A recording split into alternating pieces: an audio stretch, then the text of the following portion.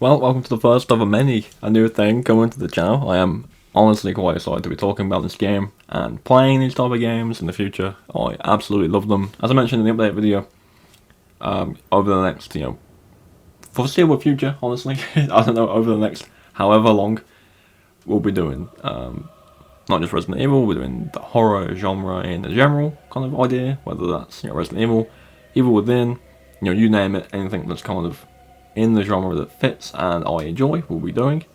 And as well as that, we'll be doing the Souls-like genre. Is it a Souls-like genre? Is it Soulsborne or is it Souls-like? I always hear the two of them, but I'm never sure which one it actually is. Either way, today, I'm going to talk about my personal favourite of the bunch, and there's a lot of them, Bloodborne. Bloodborne is honestly one of my favourite games of all time. I've played it through a handful of times recently, and then I played it through a long time ago on a PS4, and that was a blast to play it through with a friend all the way through, which was a lot of fun. Obviously, that kind of removes the difficulty for the most part, but it's still a fun game to play with your friends, and it's just the art style, the environments, the enemies, the music, the bosses, the progression, the cosmetic, I don't know, everything about the game just is incredible. And today we're going to talk about each area and what I like about it so much, and hopefully it kind of matches what people like about it as well. So without any further ado, leave a like if you do enjoy. Remember to subscribe for more Resident Evil, Bloodborne, Dark Souls, you name it, anything around that kind of thing, content on the channel. And without any further ado, let's jump into why Bloodborne is one of my favourite games of all time. First things first, for the Souls game, I do want to talk about the combat. The combat in this game was a very different approach to the Dark Souls formula. Obviously, Dark Souls, depending on your skill gap, obviously, because the games, you can always get better at these games, I always think, whether it's using a different weapon, different class, different build.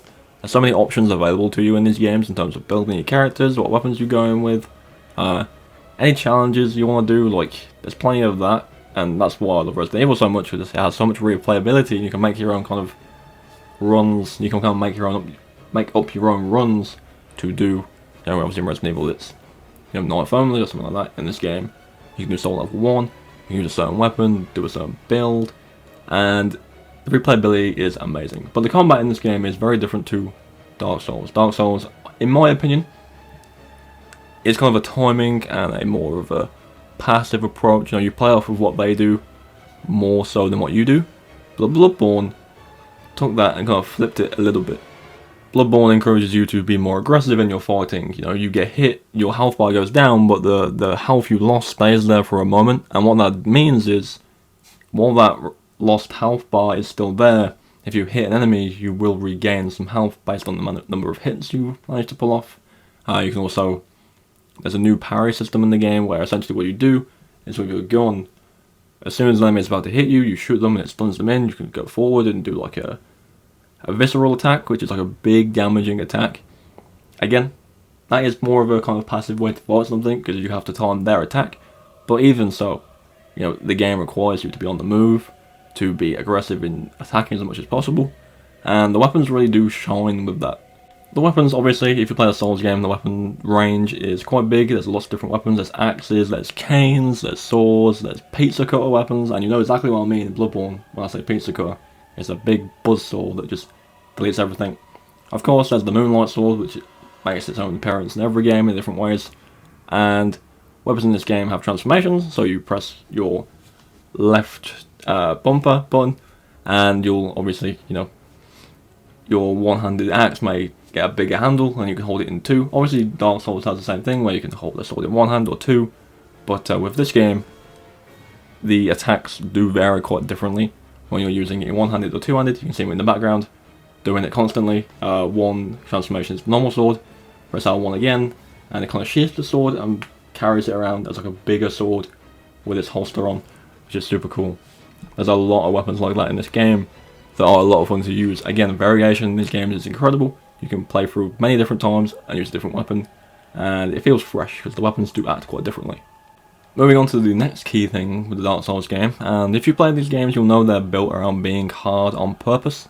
And Bloodborne, I would say, for me, isn't the hardest one out there. It's definitely a hard game, especially first time through, second time through, or using different builds you're not familiar with. It can add to the difficulty, but It's not the hardest of the bunch. There are some bosses that do kind of sit in my memory about being hard. A couple of examples off the top of my head was the big dog in the Chalice dungeons. That took a while to get down. The amygdala in the Chalice dungeons. There's a theme there. It's always Chalice dungeons that are the issue. And the Orphan of Kos, which is the last boss in the DLC, and then Ludwig as well. Quite difficult bosses, but the bosses themselves, the environments you fight them in, and how they look, and what they do is so cool. Like this one is just one I had saved from a couple days ago. These are like the ninja boy band, I like to call them. And they're all really cool, they all play differently. One's range, one's a sword, one summons like snakes later on.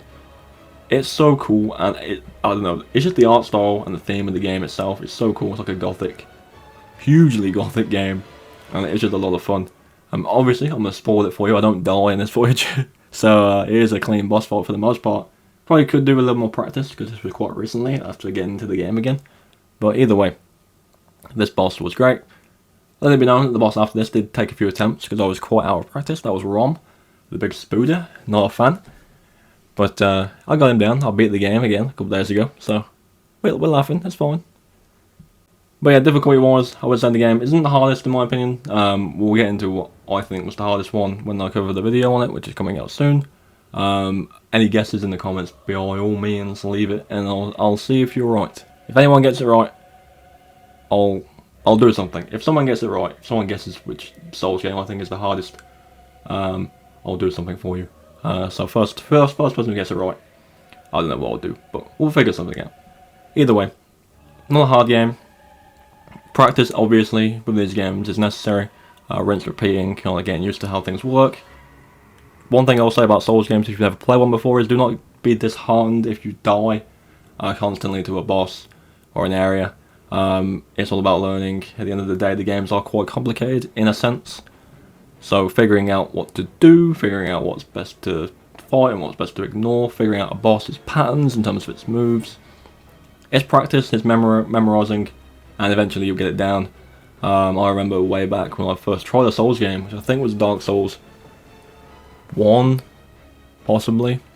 I played through a big chunk of it without many issues, but then I got to, what boss was it? I think it was the one at the bottom of Blighttown. I think it was the Spider Woman. She just beat me all the time and I couldn't do it. And that was young me, so going back to it, I was a little bit older and a bit more kind of aware of the Souls games and what I had to do. She didn't give me too much issue, but you know what I mean? Like, it takes practice, it takes kind of time to focus on what you're doing, and you know, you'll get it down eventually. So if you are interested in playing a Souls game, take my advice, and if you have a PS5, download Bloodborne, because it is free.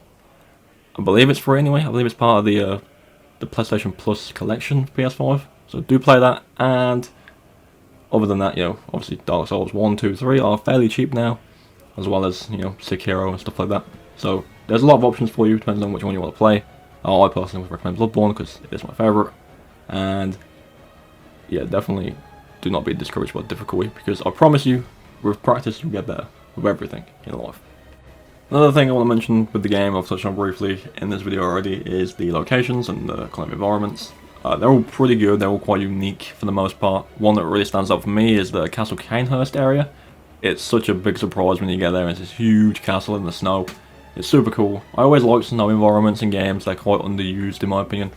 I like seeing snow areas in games like this as well. And the area itself is pretty hard. The boss there is a bit of a bitch. Probably one of the harder ones in the game. But again, the payoff for doing it is worth it, because the boss fight itself is such an experience. The end of the game is quite good as well. Obviously there's the castle area with Mikolash in, which is again a super cool environment, minus all the spiders, because I'm not a fan of spiders, I'll say that now. But yeah, the environments are really good. How you customise your weapons, upgrade your weapons is super cool. Obviously, you know, it's finding materials in the world and upgrading them up to tier 10. You can add kind of like these runes to your character, which increase your stats in certain areas, whether it's stamina, HP, visceral damage, stuff like that. A couple of unique weapons as well that kind of are a one-of-a-kind thing. A lot of them, again, are fairly different, but there are some that are essentially just an axe or just a sword. But there are a lot of unique ones as well as that. So plenty of options, plenty of builds to make. Replayability in these games is massive in my opinion. I love replayability in these games, and Bloodborne is definitely one to not miss if you haven't played it already. But yeah, overall, Bloodborne, again, one of my favourite games of all time. That is a weird opinion to have. I know some people don't like this game, and I've heard people say it's not as good as Dark Souls games and stuff like that, which is crazy to me. But I'm a big fan, very big fan. As always, let me know your thoughts on Bloodborne down below. Have you played it? Have you not played it? Are you thinking of playing it? Do you not like it? Do you love it? You know, either way, I'm interested to see what people think. And yeah, this is the start of many a video to come, and stream to come, of, you know, the Dark Souls games and stuff like that. I'm still trying to figure out how to make videos while playing them. I do want to do some kind of live comms with the videos, and obviously streams will be long plays. We'll probably sit and have longer streams when I play these games, try and get them all done in one sitting. Starting with Demon Souls, I think in a couple of weeks we'll start with Demon Souls, and then move on to others after that. But yeah, hopefully you all enjoyed. Remember to subscribe for more Resident Evil horror content, and as well as the Soulsborne, Souls-like. Again, let me know what it actually is. Is it Souls-like or Soulsborne? I hear it all the time. But either way, thanks for watching, and I'll see you all tomorrow.